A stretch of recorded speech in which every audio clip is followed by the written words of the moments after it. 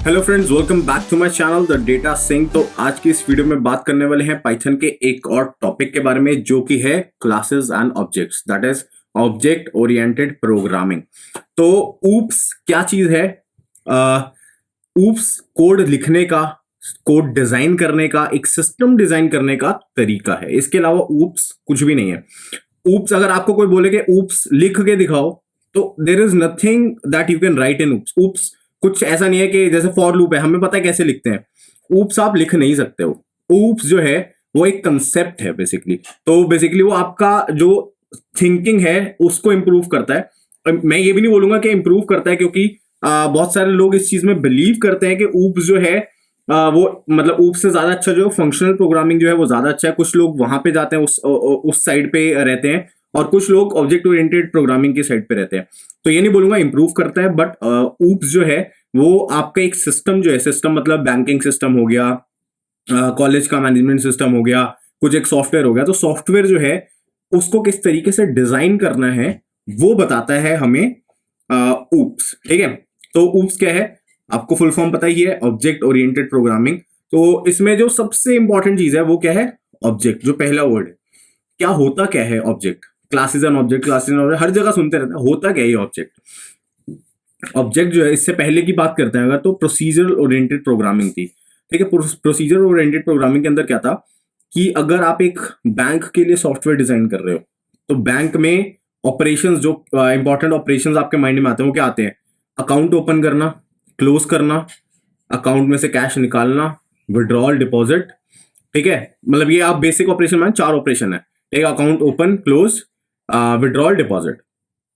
ये 4 अगर ऑपरेशन मानते हैं तो पहले वाली जो थिंकिंग थी कि वो फोकस किया जाता है 4 ऑपरेशन करने हैं हमें, तो 4 ऑपरेशंस को कैसे कर सकते हैं। ठीक है, ये ध्यान नहीं दिया जाता था कि इन ऑपरेशंस को कहीं पे हमें बाइंड करके रखना है या इसको हमें हाइड करके रखना है कि मतलब क्या ऑब्जेक्ट, मतलब लेट्स से कि एक कंज्यूमर है, आप खुद जाके अकाउंट नहीं ओपन कर सकते। अकाउंट ओपन कौन कर सकता है? बैंक का एम्प्लॉय ओपन कर सकता है। तो प्रोसीजर ओरिएंटेड प्रोग्रामिंग के अंदर ये डिस्टिंग्विश मतलब नहीं कर सकते थे आप, ये बैंक का एम्प्लॉय है, ये हमारा कंज्यूमर है। ठीक है, तो ये डिस्टिंग्विशिंग फैक्टर नहीं था वहां पे प्रोसीजर ओरिएंटेड प्रोग्रामिंग में। वो कहते थे जिसको भी इस फंक्शन को यूज करने की अथॉरिटी है वो अकाउंट ओपन कर सकता है, चाहे वो कंज्यूमर हो चाहे वो एम्प्लॉय हो। तो वहां पे प्रोग्रामर के हाथ में होता था कि कौन इसको यूज कर सकता है, कौन नहीं यूज कर सकता, वो चीजों को रिस्ट्रिक्ट करना। बट अब अगर हम इसी इसी चीज को अगर हम थोड़ा अलग तरीके से ले, अब ऑब्जेक्ट ओरिएंटेड अप्रोच में देखें, तो उसमें एंटिटीज डिफाइन होती थी। एंटिटीज क्या होती हैं कि बैंक एक एंटिटी हुआ, ठीक है, उसके बाद हमारा जो बैंक का एम्प्लॉय है वो एक एंटिटी है, कंज्यूमर जो है वो एक एंटिटी है। तो ये डिफरेंट डिफरेंट एंटिटीज हो गई जो कि ऑल टुगेदर मिला के एक सिस्टम बना रही है, सिस्टम के साथ इंटरैक्ट कर रही है। तो उसमें अब ये ऑब्जेक्ट ओरिएंटेड डिजाइन के अंदर आप कैसे देखोगे कि बैंक है, बैंक के अंदर एम्प्लॉय है। ठीक है, एम्प्लॉय ही सिर्फ अकाउंट ओपन कर सकता है, कैश विड्रॉ जो है वो सिर्फ एक कंज्यूमर ही कर सकता है जिसका अकाउंट है। तो ये चीजों को, ऑपरेशंस को और डेटा को टाइटली बाइंड कर दिया कि कौन ऑपरेशन, कौन मतलब कौन सा डेटा है वो यूज हो सकता है किस ऑपरेशन को परफॉर्म करने के लिए। ये एक बहुत टाइट बाइंडिंग हो गई थी दोनों के बीच में ऑब्जेक्ट ओरिएंटेड अप्रोच के अंदर। तो किस तरीके से हुई थी? बहुत सारे कुछ इसके मेन फीचर्स थे ऑब्जेक्ट ओरिएंटेड प्रोग्रामिंग के। अगर आपका जो सिस्टम है वो इन फीचर्स को मतलब कि कन्फाइन करता है, मतलब ये फीचर्स को इंप्लीमेंट करता है, तो आपका सिस्टम जो है वो ऑब्जेक्ट ओरिएंटेड सिस्टम कहलाता है। नहीं तो मतलब कुछ आपको हो सकता है पार्शियली ऑब्जेक्ट ओरिएंटेड हो, फुली ऑब्जेक्ट ओरिएंटेड हो। तो ऐसे मतलब ऐसी तरीके से लैंग्वेजेस भी होती हैं जो लैंग्वेजेस सारे फीचर्स को इंप्लीमेंट करती हैं, ऊप्स के सारी डेफिनेशंस को जो है बेसिकली डिफाइन करती हैं, उनको हम कहते हैं completely purely object oriented languages. कुछ पार्शियली ऑब्जेक्ट ओरिएंटेड लैंग्वेजेस होती हैं, जैसे डिफरेंट लैंग्वेजेस होती हैं। तो अगर हम इसके मेन फीचर्स के बारे में बात करें, तो सबसे पहला जो फीचर आता है वो हमारा क्लासेस एंड ऑब्जेक्ट्स का आता है, जो मैं ऑलरेडी डिस्कस कर चुका हूं। तो क्लास क्या होती है? बेसिकली क्लास होती है data and set of functions जो उस डेटा पे परफॉर्म हो सकते हैं। तो जैसे कि अगर मैं एक छोटा सा, एक बैंक अकाउंट है, बैंक अकाउंट का कुछ डेटा होगा कि बैलेंस क्या है, अकाउंट नंबर क्या है, किस कंज्यूमर का है, ये सब डेटा हो गया। और एक्शंस क्या हो सकते हैं इस पे? विड्रॉल और डिपॉजिट या open and close, 4 action perform हो सकते हैं एक बैंक अकाउंट की क्लास के ऊपर। तो एक क्लास होगी। अब बैंक अकाउंट कितने हो सकते हैं? ये ऐसा तो नहीं है कि एक ही अकाउंट हो सकता है एक बैंक में, मल्टीपल हो सकते हैं। तो मल्टीपल अकाउंट्स जो है, अब मैं मल्टीपल क्लासेस नहीं बनाऊंगा, क्लास एक ही बनती है। ठीक है, उसके मल्टीपल ऑब्जेक्ट्स बनते हैं। ठीक है, तो बेसिकली फोन जैसे एक क्लास हो गई। अगर आपने 10 फोन ले लिए तो आप ये नहीं बोलोगे कि आप, अगर आपसे पूछे कि आपके पास फोन है तो आप 10 फोनों के नाम नहीं बताओगे, आप बोलोगे हाँ मेरे पास फोन है, ठीक है, मेरे पास सेलफोन है। बट हो सकता है कि आपके पास 10 अलग अलग कंपनीज के सेलफोन हो, ठीक है। तो ये एग्जांपल आप ले सकते हो। तो क्लासेस एंड ऑब्जेक्ट्स ये होती हैं। उसके बाद एक फीचर आता है एब्स्ट्रैक्शन। एब्स्ट्रैक्शन मतलब मल्टीपल फीचर्स हैं, तो एक एक करके हम डिस्कस करते हैं। एब्स्ट्रैक्शन क्या कहता है? एब्स्ट्रैक्शन कहता है कि जो आपकी कॉम्प्लेक्सिटी है सिस्टम की, वो यूजर को मत बताओ, ठीक है। इसको अगर एक एग्जांपल से देखें तो अगर हम गाड़ी चला रहे हैं तो हमें क्या बताते हैं कि कैसे रेस देनी है, कैसे गियर डालना है, कैसे ब्रेक मारनी है। ब्रेक जब दबती है तो क्या फ्लूइड्स जो हैं वो इंजन के अंदर जा रहे हैं, और कैसे वो जो ब्रेक पैडल है वो उसे ग्रिप बना रहा है टायर के ऊपर, और कैसे ब्रेक मतलब कैसे गाड़ी रुक रही है, ये सब हमें नहीं पता होता। तो ये एब्स्ट्रैक्शन होती है कि एब्स्ट्रैक्शन की एक लेयर क्रिएट करी हुई है। तो बेसिकली आप कंप्यूटर ऑन कर रहे हो, आप बटन दबा रहे हो, सिर्फ पीछे क्या हो रहा है आपको नहीं पता। इसी तरीके से क्या होता है कि आप वेबसाइट पे जाते हो, आप बटन दबाते हो, उसके पीछे क्या हो रहा है क्या नहीं हो रहा आपको कुछ नहीं पता होता। तो एक तरह से आप कह सकते हो वो भी एक एब्स्ट्रैक्शन है जो क्रिएट करी गई है। उसके बाद दूसरे फीचर पे आते हैं जो कि इनकैप्सुलेशन। इनकैप्सुलेशन क्या होता है कि आपका जो डेटा है, और जैसे जो अभी हमने बात करा, डेटा और कुछ फंक्शंस जो है इनको अगर आपस में बाइंड कर दें एक साथ, तो वो क्या बन जाता है? इनकैप्सुलेशन के ये फंक्शंस जो है ये इस डेटा पे सिर्फ यही फंक्शंस लग सकते हैं। तो आपने एनकैप्सुलेट कर दिया डेटा और फंक्शन को, दोबारा कैप्सूल के अंदर एक डिफाइन कर दिया कि हाँ ये दोनों चीजें जो इकट्ठी रहेंगी। फिर आता है पॉलीमॉर्फिज्म। पॉलीमॉर्फिज्म क्या होता है?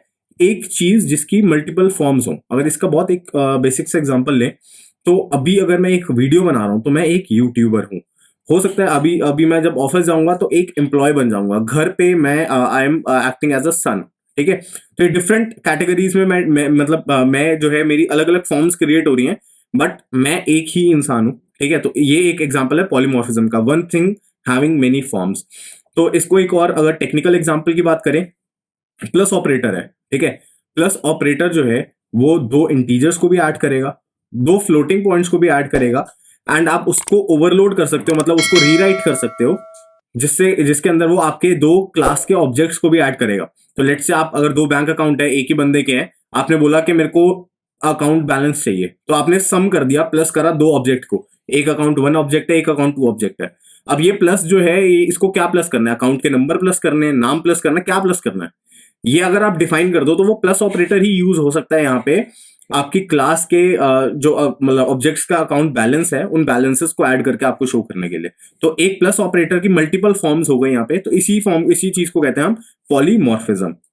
फिर आता है मॉड्यूलैरिटी। मॉड्यूलैरिटी मतलब कि आपने एक बहुत बड़े कॉम्प्लेक्स कोड को छोटे छोटे मॉड्यूल्स में डिवाइड कर दिया। जैसे कैलकुलेटर की बात करें तो instead of having a single function जिसके अंदर हम इफ एल्स लगा के और सारा कुछ वहीं पे लिख रहे हैं, हमने उसके मॉड्यूल्स को डिवाइड कर दिया कि ये मैथमेटिकल फंक्शंस हैं, ये साइंटिफिक फंक्शंस हैं, ये ट्रिग्नोमेट्रिक फंक्शंस हैं, ऐसे ऐसे करके, और फिर उसके अंदर हमने कोड को डिवाइड करा। तो इसको कहते हैं मॉड्यूलैरिटी। फिर आता है इनहेरिटेंस। इनहेरिटेंस क्या होता है? बेसिकली एक बहुत कॉमन सी टर्म है, इंग्लिश टर्म है, वही मतलब होता है यहाँ पे भी। तो अभी हम बात कर रहे थे बैंक एम्प्लॉयज और कस्टमर्स के बारे में। अब ये दोनों जो हैं इनका नाम तो होगा, एड्रेस भी होगा, ठीक है। ये चीजें कुछ कुछ कॉमन चीजें होंगी, डेट ऑफ बर्थ, एज, ये सब चीजें होंगी। तो एक पर्सन क्लास होगी जिसके अंदर सारे एट्रीब्यूट्स होंगे, क्या एक इंसान के अंदर क्या क्या हो सकता है, ठीक है। अब ये एक सब लोग एक ऑब्जेक्ट है, अब इसके दो ऑब्जेक्ट बन सकते हैं। एक बन सकता है कस्टमर, कस्टमर के अंदर ये सारे फीचर्स तो होंगे, बट कुछ एडिशनल डिटेल्स भी हैं। जैसे बैंक अकाउंट नंबर जो है वो क्या है, कस्टमर आइडेंटिफिकेशन नंबर क्या है इस कस्टमर का। अब ये हर पर्सन का नहीं होगा, हो सकता है किसी बंदे का अगर अकाउंट नहीं है, उस पर्सन के पास जो है कस्टमर आइडेंटिफिकेशन नंबर नहीं होगा उस बैंक के साथ, तो बैंक कस्टमर जो है वो इसके सारे फीचर्स प्लस कुछ एडिशनल फीचर्स। ऐसे ही दूसरे साइड पे बनेगा हमारा बैंक एम्प्लॉयज, जिनके पास एम्प्लॉय आईडी और ये सब चीजें होंगी। तो यहाँ पे भी वही सेम रहेगा, ये हर बंदे के पास नहीं होगी, हर कस्टमर के पास भी मतलब कस्टमर के पास भी नहीं होगी। तो इनके पास कुछ ये सारे features plus some additional features. तो इनहेरिटेंस क्या कहता है कि जो बेस चीजें हैं, जो मतलब की कॉमन चीजें हैं, उनको एक अलग क्लास में डाल दो और इस क्लास से इनहेरिट करवा लो बाकी चीजों, तो आपका कोड रीयूज हो जाता है यहाँ पे, ठीक है। तो ये कुछ इंपॉर्टेंट चीजें थी। इसके अंदर एक और चीज है data hiding. Data hiding is almost same as abstraction. तो डेटा हाइडिंग के अंदर हम क्या कहते हैं कि हमारा जो डेटा है उसको हम प्राइवेट करके रखते हैं। मतलब जैसे जो भी मैं बात कर रहा था कि ऐसे कोई भी जाके अकाउंट नहीं खुलवा सकता, ठीक है। तो हम उतनी चीजें ही बाहर मतलब एक लेट्स से कि एक हमारा कंप्यूटर है, कंप्यूटर के अंदर हमारे पास उतनी ही चीजें हमें दिख रही हैं जो हम यूज कर सकते हैं। मतलब ऐसा नहीं है कि तुम जाके प्रोसेसर निकाल के अपना दूसरा प्रोसेसर फिट कर दो। अगर आपको आता है तो आप कर सकते हो, अगर आपको आता है तो मतलब that means you are authorize to do that.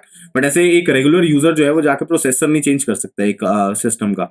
तो कीज जो है ये मतलब बाकी के सारे डेटा जो है वो हाइडेड है कि कैसे चीजें चल रही हैं। आपको बस पता लग रहा है कि हाँ आपको क्या प्रेस करने से क्या हो रहा है, आपका काम सिर्फ हो रहा है। तो ये कुछ इंपॉर्टेंट टॉपिक्स थे जो कि ऑब्जेक्ट ओरिएंटेड प्रोग्रामिंग के अंदर आते हैं। ये एक बहुत ही इंपॉर्टेंट चीज है।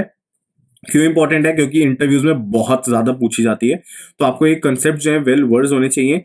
रियल लाइफ के अंदर इसके आपको सब एग्जांपल्स जो है मिल जाएंगे।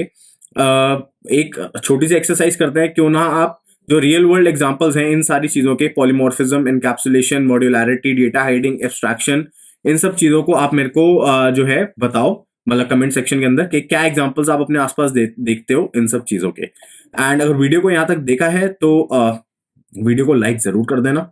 चैनल को सब्सक्राइब नहीं करा तो चैनल को सब्सक्राइब जरूर कर देना। एंड आने वाली और वीडियोस जो हैं उसके लिए बेल आइकन पे क्लिक कर देना और नोटिफिकेशंस ऑल पे सिलेक्ट कर देना। तो यहीं पे इस वीडियो को खत्म करते हैं। Thanks for watching this video once again. Bye.